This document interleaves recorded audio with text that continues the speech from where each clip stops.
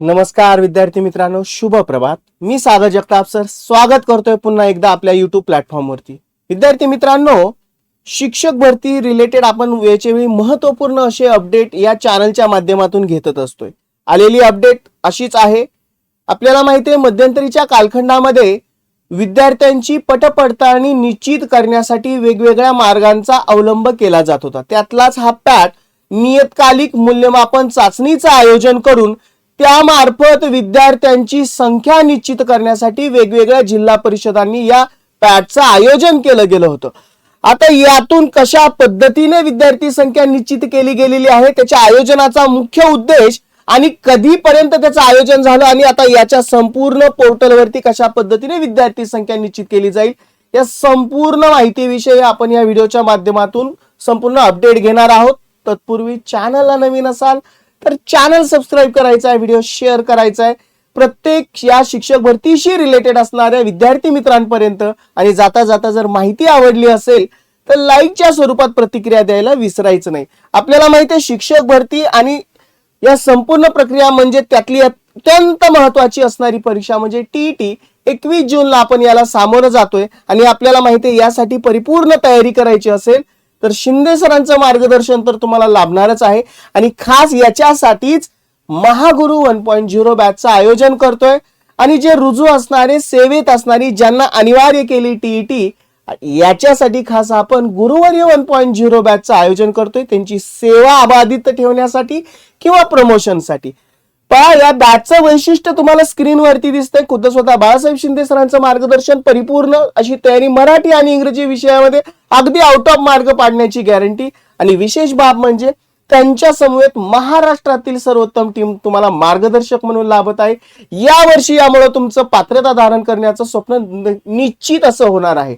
आणखीन याचं वैशिष्ट्य सांगायचं झाल्यास तुम्ही ज्यावेळेस ही बॅच परचेस कराल त्या बॅच सोबत तुम्हाला शिंदे सरांचं या टीईटीचं अत्यंत दर्जेदार असं पुस्तक टीईटी महाग्रंथ हे पुस्तक अगदी मोफत मिळणार आहे. मग करायचंय काय, दिलेल्या कॉन्टॅक्ट नंबरला कॉल करायचा आहे, बॅच विषयी सर्व डिटेल जाणून घ्यायच्या किंवा डिस्क्रिप्शन बॉक्स मध्ये ऍप लिंक आहे, द विनर स्टडी ऍप, हे ऍप इन्स्टॉल करा आणि क्षणार्धात बॅच परचेस करा. नक्की आश्वासन देतोय तुम्हाला या वर्षी पात्रता धारण करण्यास ही बॅच खूप टर्निंग पॉइंट ठरेल, यातील मात्र शंका नाही. चला जाऊया आजच्या अपडेट कडे. बघा हेडलाईनच आपल्याला भरपूर काही सांगून जाते. आजच्याच वृत्तपत्रामध्ये मटा प्रतिनिधी नाशिक यांच्या मार्फत दिली गेलेली ही बातमी आहे. मूल्यमापन चाचणीसह पटपडताळणी समाप्त.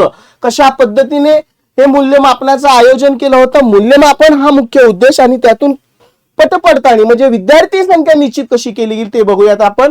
शिक्षण संचालनालय यांच्या मार्फत प्रक्रिया कार्यान्वित. राज्य शैक्षणिक संशोधन व प्रशिक्षण परिषदांमार्फत SCRT आयोजित नियतकालिक मूल्यमापन चाचणी ज्याला पॅट म्हटलं गेलं व शिक्षण संचालनालय मार्फत आरंभलेली पटपडताळणी प्रक्रिया नुकतीच समाप्त झाली. आयोजन कधी झालं होतं? 11, 15 आणि 22 एप्रिलला या पॅट व पटपडताळणीचं एकत्रित आयोजन म्हणजे त्यामध्ये मूल्यमापनही होणार होतं आणि त्याच्या समवेत पटपडताळणीही निश्चित केली जाणार होती. 2री ते 8वीच्या विद्यार्थ्यांसाठी प्रथम भाषा मराठी, त्यानंतर गणित, इंग्रजी अशा 3 विषयांची पॅटचे आयोजन केलं होतं. सकाळच्या सत्रातील शाळांसाठी सकाळची वेळ 8 ते 11 व दुपारच्या सत्रातील शाळांची दुपारची वेळ 12 ते 3 यावेळी ही परीक्षा घेतली. शहरातील 2री ते 8वीच्या 2 लाख, बघा संख्या बघा, 2,90,810 विद्यार्थ्यांसाठी ही परीक्षा घेण्यात आली. पॅटचे नियोजन झाल्यानंतर त्याच्याच समवेत एप्रिलच्या पहिल्या आठवड्यात शिक्षण संचालनालयामार्फत याच कालावधीत पटपडताळणी म्हणजे पॅट आणि त्याच्या समवेत पटपडताळणी करण्याचा आदेश देण्यात आला होता. त्यानुसार 1ली ते 9वी व 11वीच्या विद्यार्थ्यांची पटपडताळणी करण्यात आली. आता पटपडताळणी ज्यावेळेस होईल त्यावेळेस सगळ्या गोष्टी पुढे निष्पन्न होतील. आणखीन त्याच्यामध्ये काय बाब दिले, पॅटच्या दिवशी उपस्थित विद्यार्थ्यांची नोंदणी थेट पोर्टलवरती करण्यात आली. खास विद्यार्थ्यांची संख्या निश्चित करण्यासाठी एक पोर्टल आहे आपल्याला माहिती आहे आणि त्या पोर्टलवरती त्यांची पूर्णतः माहिती नोंदवण्यात आली. त्यानुसार त्या शाळेतील विद्यार्थी संख्या निश्चित केली जाणार असल्याचे शिक्षण विभागाने सांगितलं आहे. त्यामध्ये पर्यवेक्षक, विस्तार अधिकारी, गट शिक्षणाधिकारी, शिक्षणाधिकारी यांच्या स्तरावरती म्हणजे लोअर टू हायर लेवल पर्यंत ही संपूर्ण प्रक्रिया राबवण्यात आली आणि ही पटपडताळणी निश्चित. आपल्याला माहिती आहे हा तुम्हाला वाटत असेल हा पटपडताळणी आणि आपल्या भरती प्रक्रियेचा काय संबंध आहे. आपल्याला माहिती आहे सध्या संच मान्यता निश्चित केली जाते आणि संच मान्यता निश्चित करण्यासाठी सर्वात बेसिक पॉइंट असतो ती म्हणजे विद्यार्थी संख्या. एकदा का विद्यार्थी संख्या निश्चित केली गेली, आकृतीबंध आहे आणि आकृतीबंधावरून शिक्षक संख्या निश्चित होते.